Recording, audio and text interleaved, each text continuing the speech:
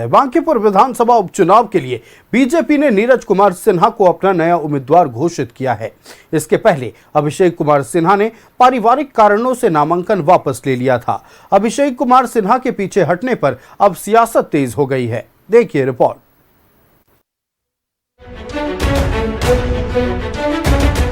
बांकीपुर विधानसभा उपचुनाव में बीजेपी का नया दांव। बांकीपुर उपचुनाव में बीजेपी ने बदला प्रत्याशी। अभिषेक बंटी की जगह नीरज कुमार सिन्हा नए उम्मीदवार। नामांकन वापसी के बाद बीजेपी का रणनीतिक फैसला। बीजेपी की नाम वापसी पर तेज हुई सियासत। बांकीपुर विधानसभा उपचुनाव में बीजेपी ने बड़ा राजनीतिक फैसला लिया है। पार्टी ने अभिषेक बंटी की जगह नीरज कुमार सिन्हा को उम्मीदवार बनाया है। नीरज कुमार सिन्हा को पार्टी का जमीनी कार्यकर्ता माना जाता है। नीरज कुमार सिन्हा के दादा जनसंघ काल से पार्टी के कार्यकर्ता रहे थे।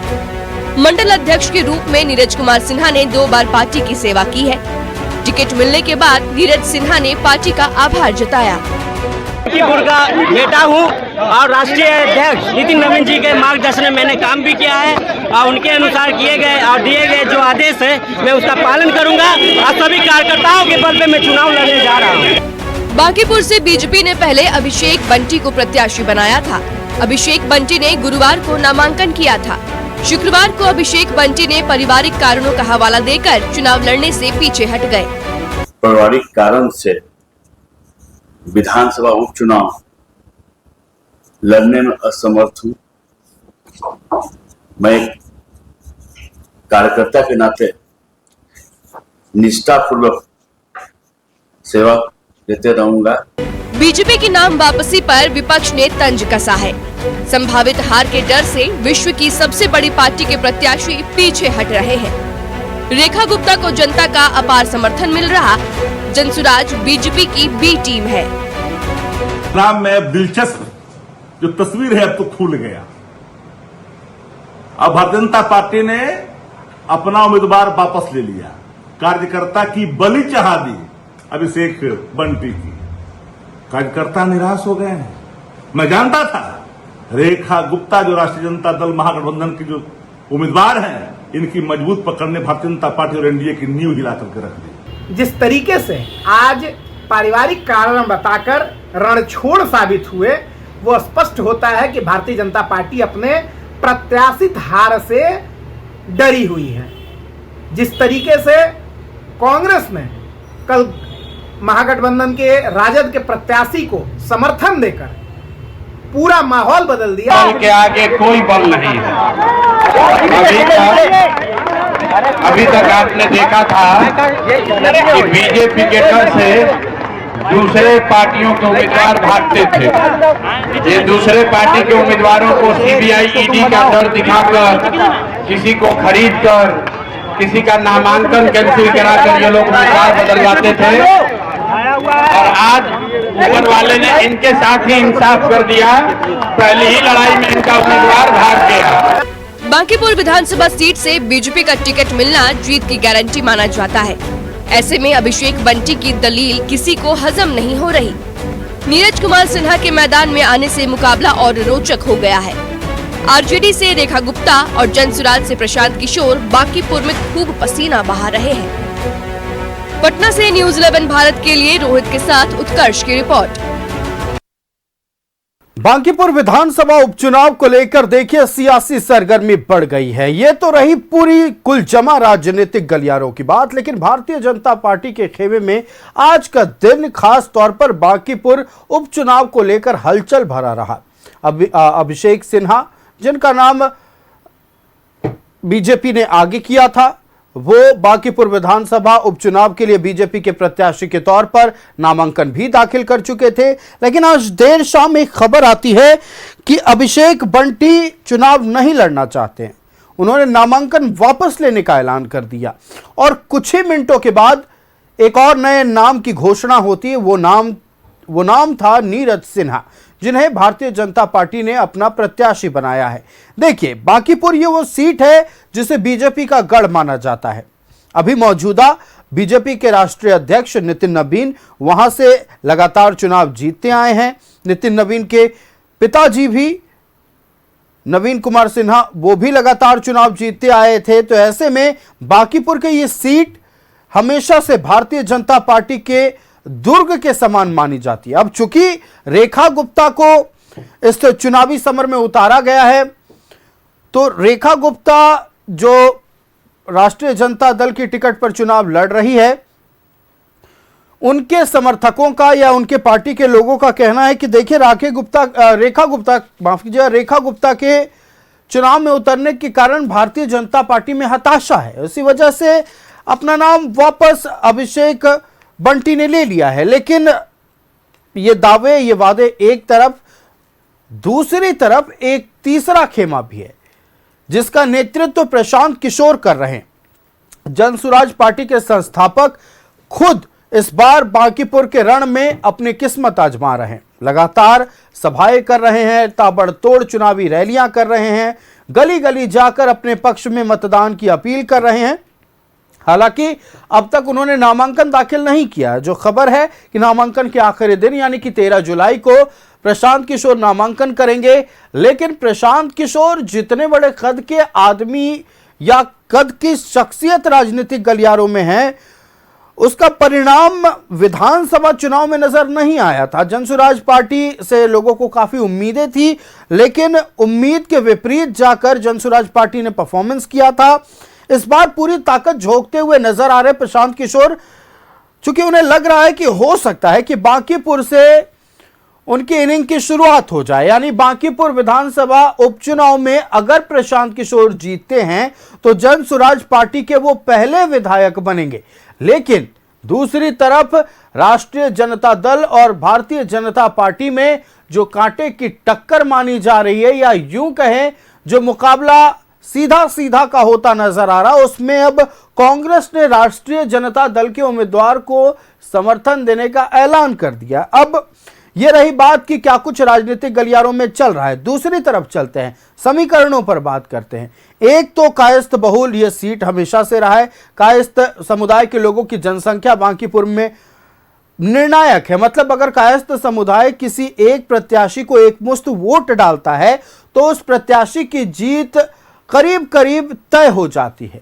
कायस्थ समुदाय जो कि मूलतः भारतीय जनता पार्टी का वोट बैंक माना जाता है, इस बार भी क्या उस वोट बैंक में या प्रशांत किशोर या रेखा गुप्ता सेंधमांदी कर पाएंगे, यह सवाल बहुत बड़ा है। और फिलहाल नीरज सिन्हा जो कि जनसंघ के समय से ही उनके दादाजी राजनीति में थे और जनसंघ के समर्थक उनके कार्यकर्ता रहे थे, ऐसे में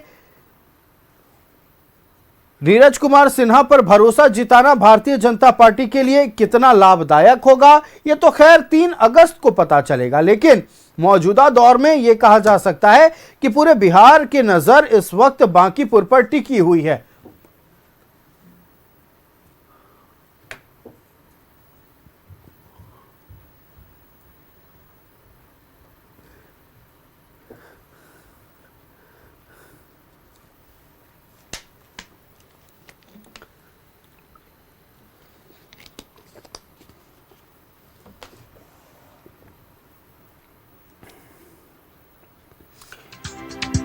देखिए, नितिन नवीन जो कि यहां से विधायक थे, उनके राज्यसभा जाने के बाद से बांकीपुर की सीट खाली हुई और अब खुद नितिन नवीन माना जा रहा है कि सीट को भारतीय जनता पार्टी के खेमे में डालने के लिए पूरी ताकत झोंकेंगे। नितिन नवीन का बिहार का दौरा होने वाला है, वो इस चुनाव को निजी चुनाव के तौर पर देखेंगे, ये माना जा रहा है। चूंकि हमेशा से उनके परिवार में ये सीट रही है तो वो नहीं चाहेंगे कि भारतीय जनता पार्टी इस सीट पर हारे। क्योंकि जितनी साख की लड़ाई भारतीय जनता पार्टी के लिए है, उतनी ही नितिन नवीन के राजनीतिक घराने के लिए भी ये सीट महत्वपूर्ण बन जाता है।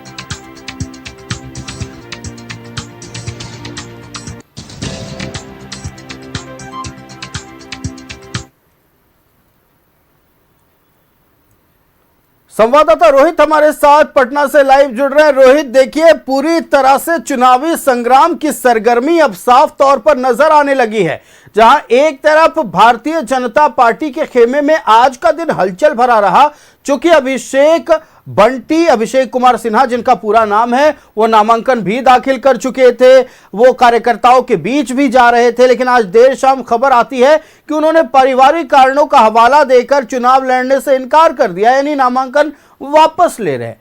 और उसके कुछ ही मिनटों के बाद नीरज कुमार सिन्हा नए प्रत्याशी के तौर पर सामने आते हैं। ऐसे में जो ये फेरबदल हुआ, विपक्ष को मौका मिल गया हमला बोलने का, विपक्ष की ओर से तंज कसे गए, अलग अलग ताने मारे गए, लेकिन प्रशांत किशोर जो कि थर्ड फ्रंट लेकर आगे बढ़ रहे हैं, वो भी उम्मीद जताए हुए हैं कि बांकीपुर के इनिंग्स में उनका खाता खुलेगा। बताइए, फिलहाल बिहार की राजनीति में बांकीपुर विधानसभा उपचुनाव को लेकर क्या कुछ चल रहा है? जी बिल्कुल आयुष, देखिए, बांकीपुर विधानसभा सीट पर उपचुनाव को लेकर बिहार की सियासत काफी ज्यादा गर्म है। और देखिए, आज देर शाम जो बीजेपी की तरफ से बांकीपुर उपचुनाव को लेकर जो प्रत्याशी थे अभिषेक कुमार सिन्हा, उन्होंने आज अपना नामांकन वापस कर दिया और उसके बाद नीरज कुमार सिन्हा को प्रत्याशी बनाया गया। देखिए, इस वक्त हमारे स्टूडियो में हमारे 3 मेहमान हैं। जेडीयू से चंदन सिंह जी हैं, और राजद के तरफ से कुंदन कुमार राय जी हैं, और बीजेपी के तरफ से परवीन कुमार जी हैं।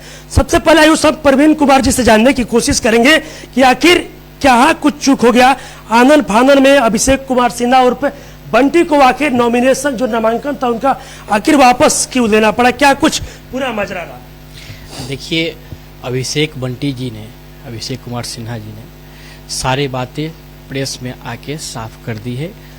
अब ये मुद्दा हमारे लिए नहीं है। मुद्दा ये है कि अब जो हमारे प्रत्याशी हुए हैं, हमारे लिए कोई प्रत्याशी चुनाव नहीं लड़ते हैं, हमारे लिए कमल का जो निशान होता है वही चुनाव लड़ते हैं।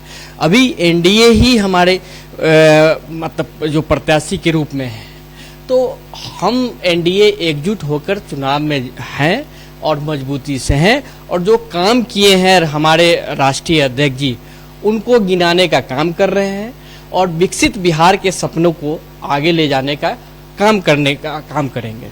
तो यही हमारा मूल मंत्र है। ये उम्मीदवारों का चुनाव नहीं है, ये चुनाव एनडीए का चुनाव है।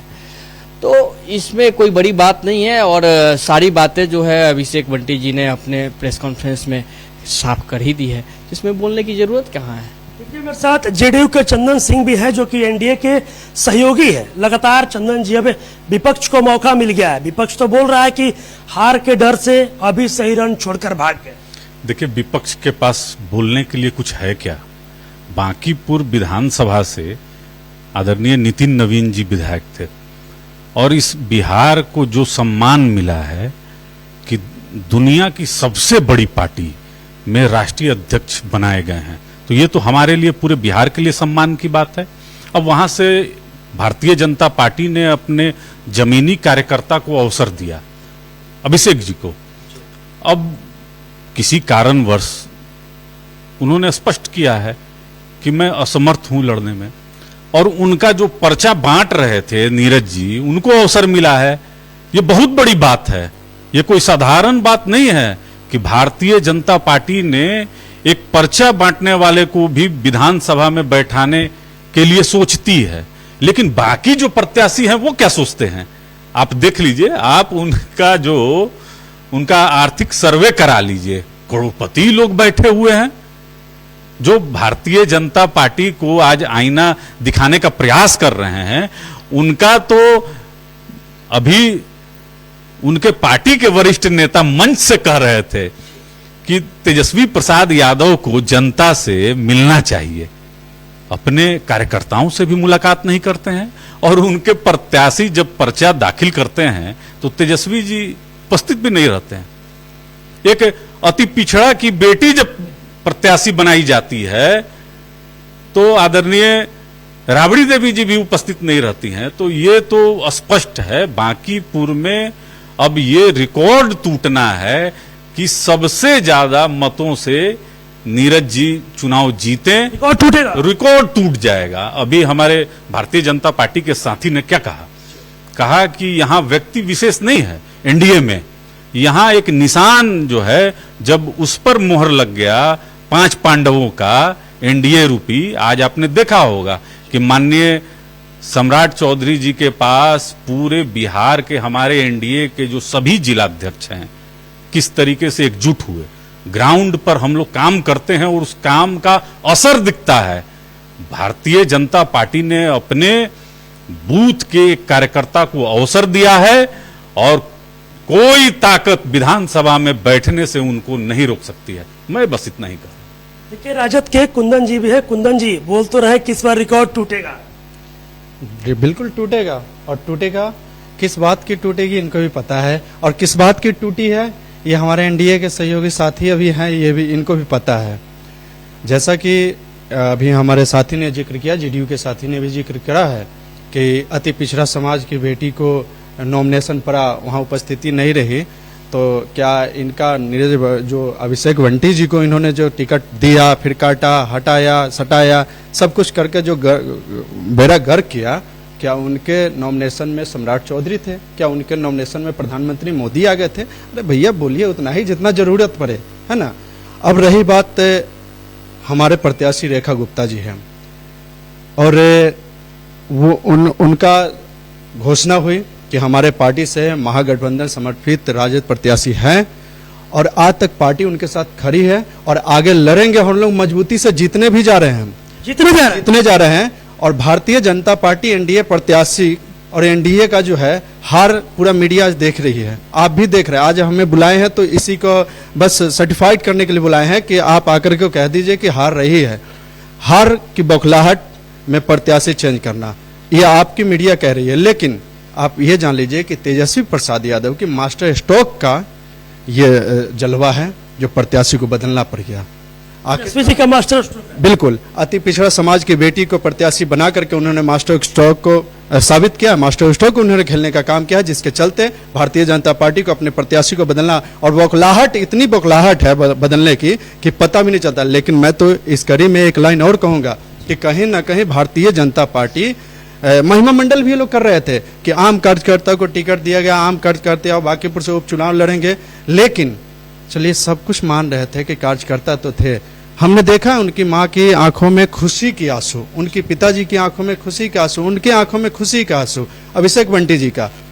अब टिकट वापस लेकर के उनकी माँ के आंखों में दुख का आंसू जो इन्होंने देने का काम किया भारतीय जनता पार्टी और एनडीए के लोगों ने, यकीन मानिए बांकीपुर विधानसभा क्षेत्र की जनता ये एनडीए के प्रत्याशी, एनडीए के लोगों के खून के आंसू रुलाने का काम करेगा इस बार उपचुनाव में, और जीत तय है। रेखा गुप्ता भारी मत से जीतने जा रहे हैं, क्योंकि वैश्य समाज, मुसलमान समाज और जो भी प्रगतिशील समाज है वो इस बार रेखा गुप्ता जी के साथ खड़ी है, और रेखा गुप्ता जी का रेखा खिंचा चुकी है, वो रेखा भारतीय जनता पार्टी। जी बोल रहे तेजस्वी जी का मास्टर। देखिए, महिलाओं का मैं व्यक्तिगत बहुत सम्मान करता हूं, और राष्ट्रीय जनता दल का जो चाल, चरित्र और चेहरा है, खास करके महिलाओं में, वो दागदार है। बांकीपुर की जो महान जनता है, आधी आबादी महिला की है, और हमारी एक बहन है जो सिंगापुर में रहती हैं। उनकी पीड़ा जब मैं सोशल मीडिया पर देखता हूं तो दिल रोने को बैठ जाता है कि तेजस्वी प्रसाद यादव अब कितना यातना देंगे उस बहन को, और कोई पूछने तक को नहीं तैयार है। कहां बात निकली है तो दूर तलक जाएगी, इसीलिए इशारों को अगर समझो तो राज को राज रहने दो। भारतीय जनता पार्टी ने अपने ग्राउंड के वर्कर को पुनः मौका दिया है, और मैं बहुत उम्मीद के साथ देख रहा हूं, चूंकि बांकीपुर इतिहास रचने जा रहा है। आदरणीय नितिन नवीन जी ने जो यहां पर काम किया है, और इससे पहले इनके स्वर्गीय पिताजी ने जो काम किया है, हम लोग तो शुरू से देख रहे हैं। और पटना के अगल बगल का जो विधानसभा है, इसमें राष्ट्रीय जनता दल का ना पहले कभी था, ना अब है, ना भविष्य में कभी होगा। चूंकि तेजस्वी प्रसाद यादव को राजनीति नहीं करना है, अगर राजनीति करना रहता, ये उपचुनाव था, यहां पर रहते। अब आप ही लोग के माध्यम से सुनाई पड़ता है कि कहीं यूरोप में टहल रहे हैं, वहां से देख रहे हैं। टेलीफोनिक भी अगर संबोधन कर देते तो मैं समझता कि राजनीति में वो सीरियस हैं। तो राजनीति तो जब विधानसभा सत्र में अगर कोई अगर उसको छोड़कर चल जाए, उस पर ध्यान न दे, तो अब क्या कहना है? अब कुछ बचा है जी राष्ट्रीय जनता दल में? कुछ नहीं, खंडहर है, किसी दिन गिर जाएगा। बोल रहे हैं किसी दिन गिर जाएगा। जेडीयू के साथी को एक मंत्र को जाप करना चाहिए। ये लोग जब भी माइक पे आएंगे, नितिन नवीन जी का काम बहुत क्या, अरे भैया 2-4 काम गिनवा भी दिए होते हैं। बांकेपुर विधानसभा क्षेत्र में आप जा करके आपके कैमरा को मैं इनवाइट करता हूं कि घूम कर देख लीजिए, कचरा से रोड ढका हुआ मिलेगा, सड़कें ढकी हुई मिलेगी, आप जाके देख सकते हैं। बांकेपुर विधानसभा क्षेत्र जहां तक पड़ता है, आप घूमेंगे, कुछ इलाकों अगर होगा तो आप अपना कैमरे में कवरेज कर लीजिएगा, लेकिन कचरे से सड़क ढका हुआ नहीं मिला तो मेरा बोल दीजिएगा। अब ये होते बराबर तेजस्वी प्रसाद यादव हैं, तो भाई जेडीयू के साथी को मैं तो एक सलाह देता हूं कि आप ऐसा कीजिए, सुबह शाम एक मंत्र का जाप कर लीजिए, ओम श्री तेजस्वी प्रसाद यादवाय नमः, करते रहिए बैठ करके। ये शायद आपके राजनीतिक करियर के लिए फायदेमंद होगा। जैसे कि पूर्व में सम्राट चौधरी मुख्यमंत्री, वो मौजूदा मुख्यमंत्री सम्राट चौधरी जी ने यह बयान दिया था कि हम एक नेता को इतना गाली दिए कि पूरा प्रदेश में एकदम हम सम्राट चौधरी नाम हो गया। तो हो सकता है कि आप उनका अनुसरण करने वाले व्यक्ति हैं, लेकिन हम एक और सजेस्ट करेंगे कि आप युवा हैं और युवा नीति को अपनाएंगे जरूर, ऐसा उम्मीद हम रखते हैं साथियों से। दूसरी तरफ हमारे भाजपा के साथी अभी इन्होंने कहा था, जिक्र किया था अभी, वही कि हम जीतेंगे, नहीं जीतेंगे। रेखा खींच चुकी है हमारी बहन रेखा जो है, रेखा गुप्ता, पूरा वैश्य समाज, मुस्लिम माइनॉरिटी और उसका प्रगतिशील समाज जितना भी है, वो इस बार लालू प्रसाद यादव की सामाजिक न्याय की विचारधारा को अपना करके और रेखा कुमारी गुप्ता को इस बार उपचुनाव बांकेपुर विधानसभा क्षेत्र से विजय दिलाने का प्रण ले लिया है। इसलिए बौखलाहट है भारतीय जनता पार्टी के अंदर, एनडीए के लोगों के अंदर बौखलाहट है। अभी देखिएगा उल्लुल जुल्लुल बातें करेंगे, अभी और करेंगे, अभी टाइम है, लाइव में हम देख रहे हैं। राजद के लोगों का कहना है कि रेखा गुप्ता लकीर खींच चुकी है, 40 सालों से बीजेपी का उस सीट पर कब्जा रहा है, यानी कि सीधे तौर पर कहा जाए तो बीजेपी की साख दांव पर लगी है। प्रशांत किशोर भी चुनावी मैदान में है, कितना चुनौती होगा, क्योंकि आप लोगों के जो प्रत्याशी थे, जो उम्मीदवार थे, आज उन्होंने नामांकन भी अपना वापस लिया, दूसरे प्रत्याशी को मैदान में उतारा गया है। देखिए, राजद के प्रवक्ता के लिए मैं एक शब्द कहना चाहूंगा। एक कहावत है, मेरा दिल काला तो तोहरो दिल काला। ये कहावत इन पे लागू होता है इसलिए क्योंकि सारे पाप कर्म, सारे जंगल राज से लेके सभी लोग करने वाले ये हैं। आज ये सत्ता छोड़िए, अगर तेजस्वी यादव कहीं नहीं जीतते तो विपक्ष के लायक भी नहीं रहते, वो व्यक्ति बात कर रहे हैं। जनता ने इन्हें नकार दिया है, एक सिरे से नकार दिया है। और बांकीपुर का जहां तक सवाल है, आज हमारे पार्टी के राष्ट्रीय अध्यक्ष की ये सीट रही है, और आज जो हमारे जो कैंडिडेट हुए हैं वो एक मंडल अध्यक्ष, वर्तमान में भी मंडल अध्यक्ष अभी वर्तमान में हैं। आप सोचिए, ऐसे कार्यकर्ताओं को मौका मिला है। आप सोचिए कि पार्टी हमारी, हम बार बार बोल रहे हैं कि कमल का निशान ही हमारे लिए चुनाव में जाने का वजह है। बाकी कोई कैंडिडेट या कुछ भी नहीं है, उस पे सिर्फ पार्टी का एक भरोसा होता है, बाकी कुछ भी नहीं होता है। अब रह गया इनके विकास करने का बात। ये जो कैमरा लेके बोल रहे थे कि जाने की बात, अभी ये जहां अभी खड़े हैं इसके ठीक बगल में अभी मैरीन ड्राइव बना हुआ है। इसके आगे बढ़ेंगे तो एक बहुत अच्छा इनके लिए ओवरब्रिज बना हुआ है जो पीएमसीएच जाती है, ठीक है। उसके आगे फिर बड़ी बड़ी प्रोजेक्ट का मैं बात कर रहा हूँ, पटना मेट्रो का काम चल रहा है सभी जगह, ये सभी को पता है। इसके अलावा फिर मिठापुर के आगे चले जाइए, वहां भी ओवरब्रिज जिस तरह से बना है। और ये बांकीपुर सीट के अंदर आप कोई भी ऐसा रोड आप उठा कर देख लीजिए, बड़ी बड़ी रोड आरसीडी बन चुकी है। आप इसी रोड की, बैंक रोड की ही बात करेंगे जहां ये कार्यालय स्थित है आपकी, ये न्यूज 11 की, ये भी आज ब्लैक कोटेड रोड है या नहीं है? ये पहले तो ब्लैक कोटेड रोड नहीं हुआ करती थी, लेकिन आज ये ब्लैक कोटेड रोड है। हमारी शासन के अंदर ही है ना। इनके शासन में जब थे तो ये क्या था? गड्ढा था, यहाँ गड्ढा हुआ करता था, रोड पर चलने लायक आदमी चलने लायक नहीं था। साइकिल तो छोड़ दीजिए, उस समय साइकिल मोटरसाइकिल चलने लायक तो छोड़ दीजिए, वो आदमी के चलने लायक सड़क नहीं थी। तो हमने आदमी चलने लायक सड़क जो नहीं था उसको आज कार चलने लायक बना दिया। ये हमसे विकास की बात करते हैं। विकास की बात ये मतलब सिर्फ एक इनका प्रोपेगेंडा रहता है। और दूसरी बात, ये महिला सशक्तिकरण की बात करते हैं। मैंने आप ही के डिबेट में एक बात बोली थी कि जिस समय रोहिणी आचार्य जी को ये लोग चप्पल से मारकर बिहार के बेटी को बेइज्जत करने का काम किए थे, और उन्होंने, ये बात है मैं नहीं कह रहा हूं, रोहिणी आचार्य ने स्वयं अपना बयान दिया एयरपोर्ट पे, आप ही के चैनल पे बयान दिया कि मुझे चप्पल से मारा गया। तो ये लोग महिला सशक्तिकरण का बात करेंगे, ये लोग विकास की बात करेंगे, तो ये हास्यास्पद बातें हैं। इनकी बातें, इनकी काम, ये सब हास्यास्पद है। और यूरोप में घूमने वाले, विदेश के टूर करने वाले अनसीरियस, बिहार के आज तक के इतिहास में विपक्ष का ऐसा भी नेता आज तक हुआ है जो अनसीरियस है, जिनको राजनीति और बिहार की जनता से कोई मतलब नहीं है। वो बाहर टूर पे घूमते रहते हैं, सदन चलते रहता है। वो सदन का ओथ लिए हैं 4 महीने के बाद। पता होना चाहिए, सदन में विधायकों का ओथ हो गया, लेकिन इनके विपक्ष के नेता के तौर पे जो इनका शपथ ग्रहण हुआ था वो 4 महीने के बाद हुआ था। तो ऐसे तो विपक्ष के नेता हैं हमारे, ये अनसीरियस नेता हमसे बातें ना करे तो बेहतर है। और बाकी की सीट, जहां तक एनडीए का सवाल है, ये 100% जहां तक सवाल है, ये 100% हम लोग जीत रहे हैं। और अच्छे मार्जिन से, जितना मार्जिन से पहले हमारे राष्ट्रीय अध्यक्ष जीतते थे, उससे भी अच्छे मार्जिन से हम लोग जीतने जा रहे हैं।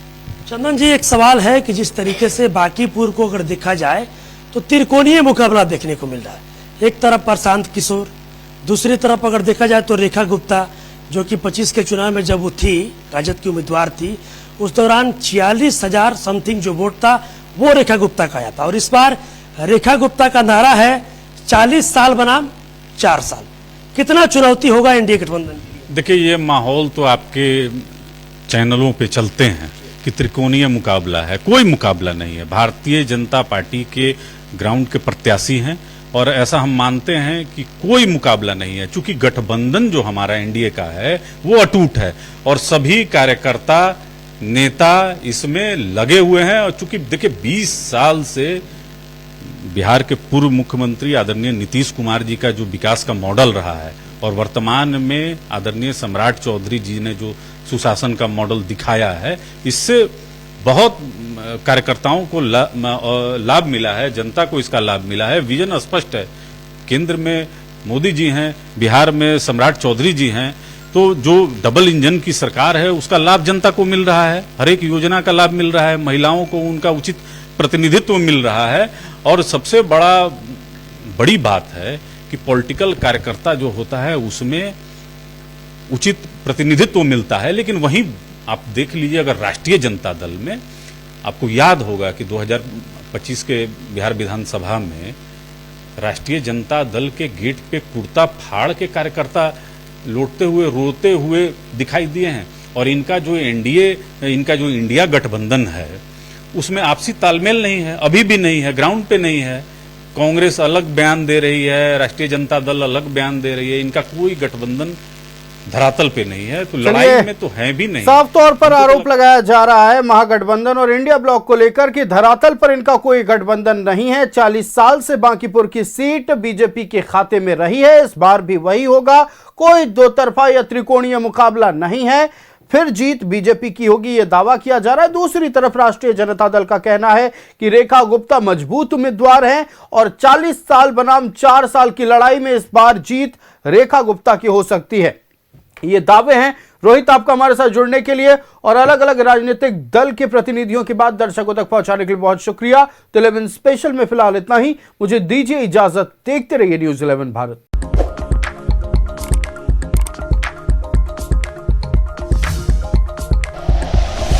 Like and share videos, subscribe करें हमारा चैनल और प्रेस करें बेल आइकॉन। न्यूज़ 11 भारत, सच है तो दिखेगा।